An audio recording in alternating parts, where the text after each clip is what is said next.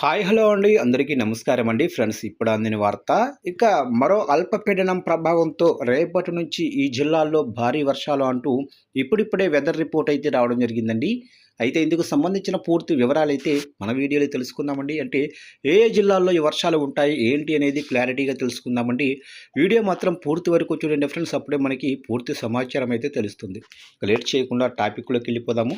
ఇక ఇవాళ భారీ వర్షాలు అంటున్నారు. ఇక బంగాళాఖాతంలో వాయుగుండం ప్రభావంతో తెలంగాణలో 3 రోజుల పాటు భారీ వర్షాలకు అవకాశమైతే ఉందని హైదరాబాదు వాతావరణ కేంద్రం వెల్లడించింది. ఇవాళ ఆదిలాబాదు, ఆసిమాబాదు, మంచిర్యాల, జగిత్యాల, సిరిసిల్ల, పెద్దపల్లి, భూపాలపల్లి, అలాగనే ములుగు, వికారాబాదు, ఖమ్మం, కొత్తగూడెం జిల్లాలకు ఎల్లో అలర్ట్ కూడా జారీ చేసింది.